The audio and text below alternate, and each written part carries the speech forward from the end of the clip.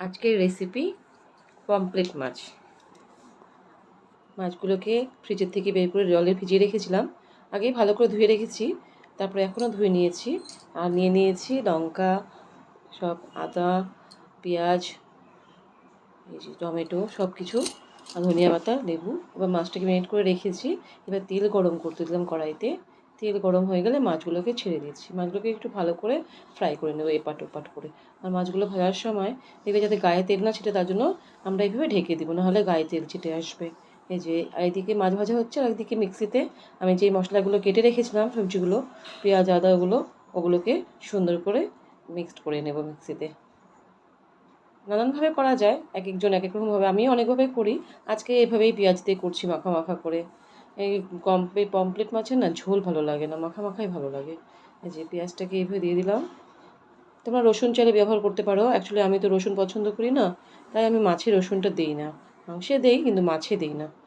এই যে হলুদ দিলাম, লবণ দিলাম, দিয়ে ভালো করে কষিয়ে নেব যতক্ষণ না তেল ছেড়ে যায়।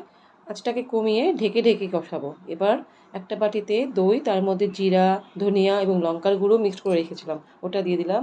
দিয়ে আবার কষাচ্ছি মোটামুটি 15 থেকে 20 মিনিট।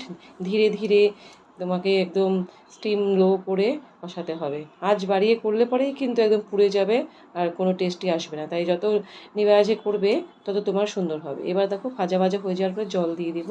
জল দেওয়ার পর আমরা একটা ফুটার পর্যন্ত অপেক্ষা করব। ফুটে গেলে, এই যে ফুটে গেছে, এবার আমরা মাছগুলোকে আস্তে আস্তে ছেড়ে দেবো। দেখো ফুটে গেছে, এবার মাছগুলোকে সব আস্তে আস্তে ছেড়ে দেবো। মাছগুলো যাতে না ভাঙে তার জন্য ফ্রাই প্যানে করলে না বেশি ভালো হয়। কড়াইতে করলেও ভালো হয় যদি 3-4টা মাছ হয়, একটু বেশি মাছ তো আজকে, তার জন্য একটু ফ্রাই প্যানেই করছি।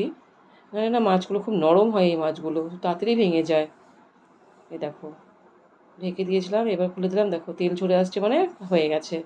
এবার আমরা উপর দিয়ে সুন্দর করে, দেখো না দেখেছো খুব সুন্দর হয়েছে। উপর দিয়ে আমরা ধনিয়া পাতা ছড়িয়ে দিব।